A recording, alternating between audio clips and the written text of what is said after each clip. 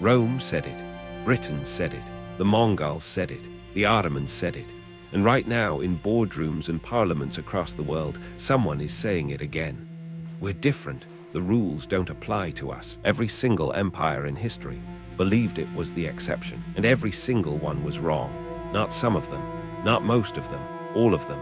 The same patterns, the same arrogance, the same slow, creeping blindness that turns strength into weakness. You'd think we'd learn, but that's the trick, isn't it? The moment you believe you've escaped the pattern is the moment the pattern has you. Pattern repeats always. Today, we're going to walk through the exact blueprint that every empire follows on its way down. And I promise you, by the end of this video, you'll see it playing out in real time. Right now, in front of your eyes. Let's begin. Every empire begins with a story. Not a story about conquest or wealth, but a story about destiny. Rome didn't just conquer the Mediterranean. Rome believed it was meant to conquer the Mediterranean. The gods willed it. The people deserved it. Manifest destiny before Americans ever coined the phrase. Empire is not just about geography. It is about the story a civilization tells itself about why it deserves to rule. And that story always sounds the same. We are special. Our values are universal. Our system is the best the world has ever seen. The British genuinely believed they were civilizing the world. They called it the white man's burden, and they said it with a straight face. The Spanish believed God had chosen them to Christianize the Americas. The Soviets believed history itself was on their side, that communism was inevitable. The founding myth is always the same, dressed in different clothes, different languages, different flags, same delusion. And here's what makes it dangerous. The myth isn't just propaganda for the masses. The leaders believe it too. That's when the real trouble starts. Because when you believe you're exceptional, you stop asking the hard questions. And that leads us to something far more dangerous.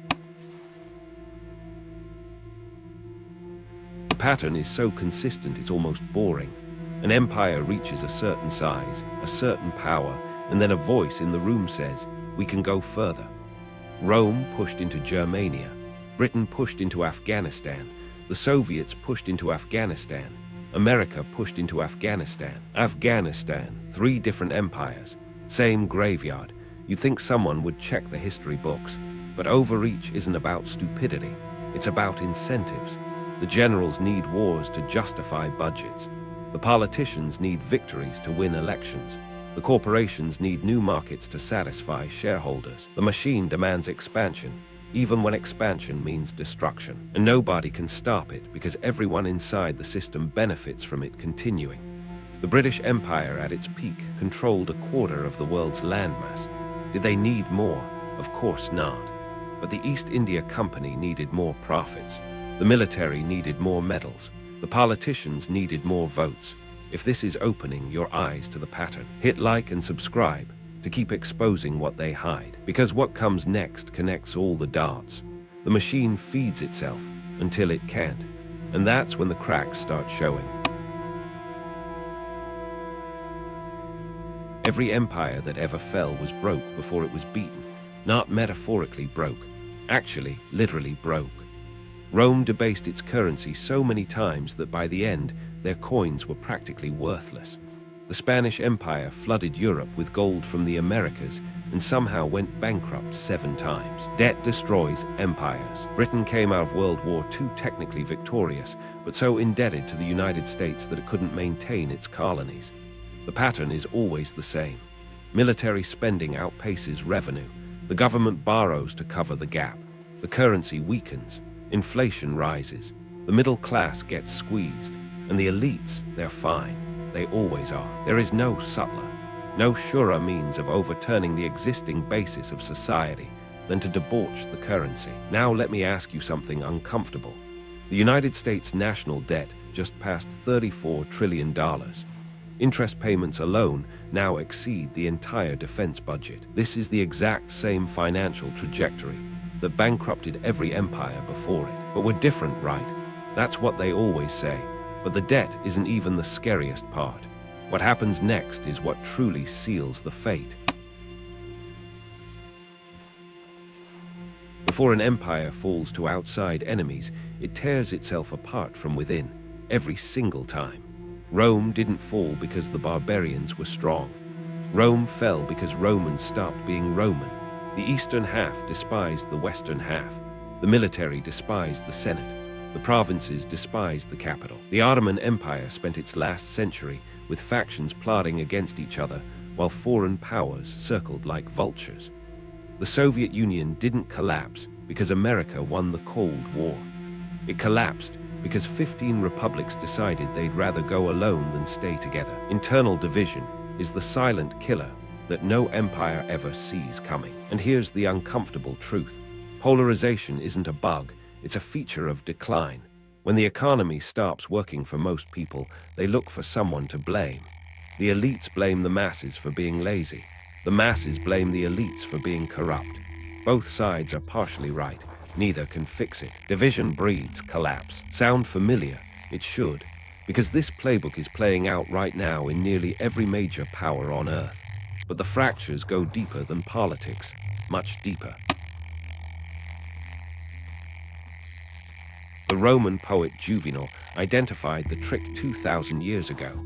Give them bread and circuses, and they'll never revolt. The people that once bestowed commands, consulships, legions, and all else, now meddles no more and longs eagerly for just two things: bread and circuses. Rome had the Colosseum, gladiators fighting to the death while the empire crumbled.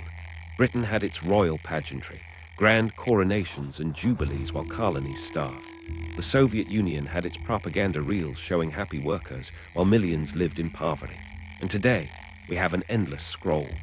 24-hour news cycles that tell you everything except what matters.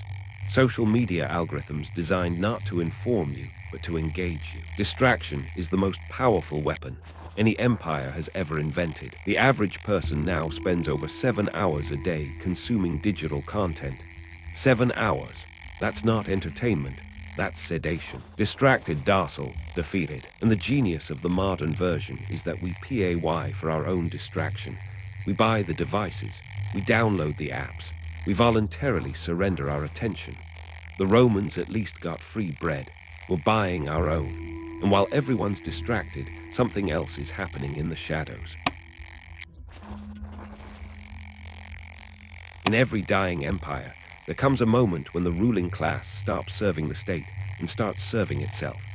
In Rome, senators accumulated vast estates while small farmers lost everything. In Britain, the aristocracy hoarded land while industrial workers lived in squalor. In the Soviet Union, the nomenclatura enjoyed privileges the average citizen couldn't dream of. Captured, the pattern is always identical. The elite starts by building the system. Then they start gaming the system. Then they start owning the system. And finally, they start breaking the system because they no longer need it to function. They've extracted enough. 1. Build the system that creates wealth. 2. Capture the institutions that regulate it. 3. Rewrite the rules to favor themselves. 4. Extract maximum value before collapse. Today, 50 billionaires own more wealth than the bottom half of the American population combined. Corporate lobbying, spending in Washington, exceeds $2 billion annually. The people who write the rules are the same people who profit from them. This isn't conspiracy. This is documented. This is public record. And it's the same thing that happened in every empire before it fell. But there's one ingredient that accelerates the collapse faster than anything else. The Roman Empire at its peak spent roughly 70% of its budget on the military. 70%. That left almost nothing for infrastructure, education, or public welfare.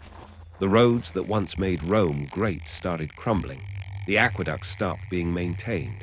The very foundation of the empire was rotting while legions marched on the frontier. The wealth of a nation is not in its armies, but in its ability to feed its people and build its future. Britain spent so much maintaining its empire that it couldn't rebuild after 2 world wars. The Soviet Union spent itself into oblivion trying to match American military output. And the United States, $800 billion a year on defense, while bridges collapse and schools crumble. $886 billion in 2024 alone, more than the next 10 countries combined. The Pentagon has never passed a full audit, not once. Trillions unaccounted for. Spend, borrow, collapse. Every empire convinces itself that military strength is national strength. But history shows the opposite.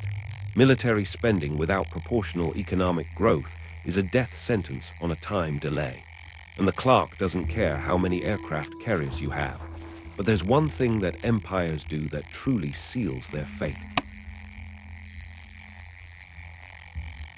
When an empire can no longer pay its bills through taxes or conquest, it does the one thing that always ends in disaster. It prints money. Or in Rome's case, it melts down the coins and mixes in cheaper metals. Same principle, different technology. The Roman denarius started as pure silver.